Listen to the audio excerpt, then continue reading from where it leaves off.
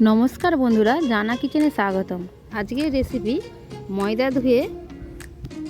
ধুয়ে এর একটা রেসিপি বানাচ্ছি। একে অনেকে কাশ্মীরি পনিরও বলে। ময়দাটাকে প্রথমে নুন তেল দিয়ে মেখে নেব। যেরকম আটা বা ময়দার ডো করে ওরকমভাবে ডোটা বানাবো। ডোটা বানিয়ে আমি কিছুক্ষণ রেস্টে রেখে দেবো, 1 ঘন্টা মতন। 1 ঘন্টা মতন রেস্টে রাখলে এই জিনিসটা সেট হয়ে যাবে। তারপরে আমি এইটা প্রসেসটা শুরু করব। দেখুন, ভালো করে ময়দাটাকে মেখে নিচ্ছি। ঠিক আটা ময়দা মাখার মতন, খুব শক্তও নয় খুব নরমও নয়। রেস্টে রেখে দিলাম 1 ঘন্টা। এবার 1 ঘন্টা থেকে পরে ফিরে এসে জল দিয়ে আমি ময়দাটাকে 7-8 বার ধরে কচলে কচলে ধুয়ে নেব। দেখুন, এভাবে আমি ময়দাটাকে ভালো করে কচলে কচলে চটকে চটকে হাতের সাহায্যে ময়দার জলটা বের করে দেবো। যতক্ষণ না পরিষ্কার সাদা জলটা বেরোচ্ছে ততক্ষণ আমি ধুয়ে দেবো, ধুতেই থাকবো। 7-8 বার, মিনিমাম 7-8 বার আমাকে ধুতে হবে, যতক্ষণ না সাদা জলটা বেরোচ্ছে। একদম পরিষ্কার ফাইন জলটা যতক্ষণ না বেরোচ্ছে। এবার এই জলটাকে আমি ফেলে দেবো।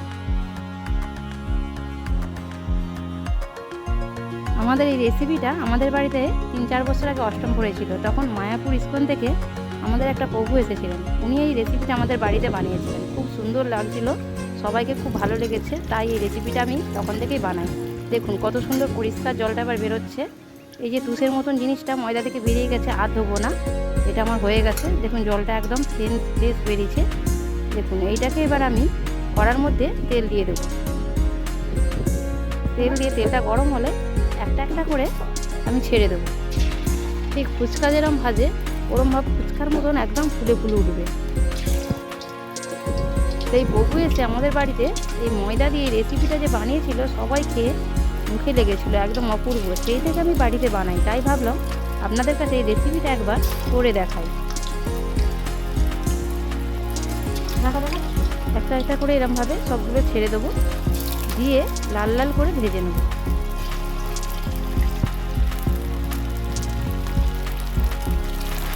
এবার হালকা হাতে নেড়ে চেড়ে নিলাম।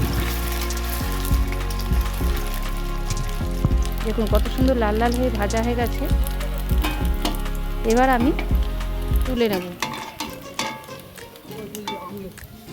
একদম লাল লাল করে ভেজে নিলাম, নিয়ে তুলে নিলাম। আবার পরের ব্যাচে দিয়ে দিলাম। একটা একটা করে কড়াই ছেড়ে দিলাম।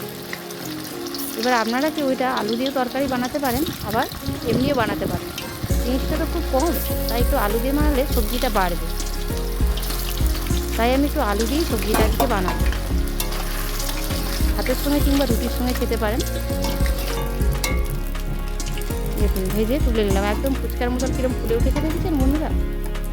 এবার ওই তেলের মধ্যেই আমি আলুগুলোকে দিয়ে দেবো। ডুমো ডুমো করে আলু কেটে রেখেছিলাম, আলুগুলোকে লাল লাল করে ভেজে নেব।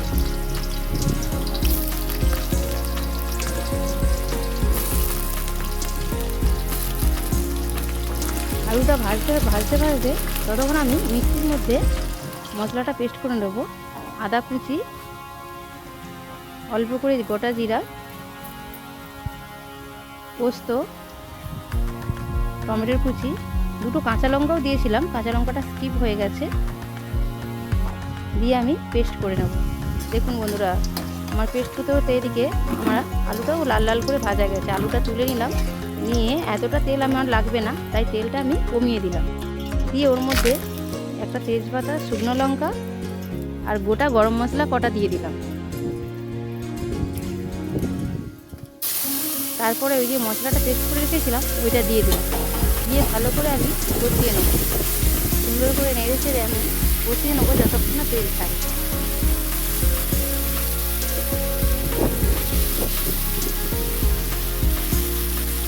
আমার মশলাটা কষানো হয়ে গেছে, মশলা থেকে তেল ছেড়ে গেছে। ওর মধ্যে দিয়ে দিলাম হলুদ গুঁড়ো, কাশ্মীরি লঙ্কার গুঁড়ো, একটু লাল লঙ্কার গুঁড়ো, দিয়ে ভালো করে আমি নেড়ে চেড়ে নিলাম। নিয়ে ওই মিক্সির বাটি ধোয়া জলটা দিয়ে দিলাম। দিয়ে আবার ভালো করে কষিয়ে নেবো যতক্ষণ না তেল ছাড়ে। তেল ছেড়ে গেছে। এবার আমি দিয়ে দিলাম পরিমাণ মতো নুন, স্বাদটা ব্যালেন্স রাখার জন্যে একটু চিনি, দিয়ে আমি ভালো করে কষিয়ে আলুটা দিয়ে ভালো করে নেড়ে চেড়ে কষিয়ে নিলাম। আমার আলুটা কষানো হয়ে গেছে, দেখুন বন্ধুরা কত সুন্দর। এবার আমি জলটা পরিমাণ মতন দেবো, খুব বেশি জল দেবো না, তরকারিটা গামাখা গামাখা হবে যেহেতু, তাই আমি কড়ার মধ্যে অল্প করে গামাখা হওয়ার জন্য সেইরকমভাবে জলটা দিলাম। নিজের পরিমাণ মতন জলটা দেবেন। এবার তরকারিটা ফুটে গেছে, আমি এই ময়দার এগুলো দিয়ে দিলাম, দিয়ে আমি আরেকটু ফুটিয়ে নেব। দেখুন আজকের আকাশটা কত সুন্দর পরিষ্কার, কদিন ধরে বৃষ্টি হচ্ছে, মেঘলা আকাশ, কিন্তু আজকে খুব সুন্দর একবারে রোদ ঝলমলে আকাশ। এদিকে আমার রেডি তরকারিটা। এর মধ্যে একটু ঘি দিয়ে দিলাম, একটু গরম মশলার গুঁড়ো দিয়ে দেব, দিয়ে ধনেপাতা কুচি দিয়ে দেবো। তরকারিটা যদি ভালো লাগে, এই রান্নাটা যদি আপনাদেরকে ভালো লাগে থাকে, তাহলে লাইক কমেন্ট সাবস্ক্রাইব করে দেবেন। আপনারাও বাড়িতে বানিয়ে করে খেয়ে দেখবেন কত সুন্দর লাগে তরকারিটা নিরামিষ দিনে। দেখুন তরকারিটা আমার রেডি, নামিয়ে নিলাম। এবার আমি টেস্ট করে দেখাবো। ভাত বা রুটি যে কোনো জিনিসের সঙ্গেই আপনারা খেতে পারেন। দেখুন কেটে দেখাচ্ছি, কত সুন্দর হয়েছে। নমস্কার বন্ধুরা।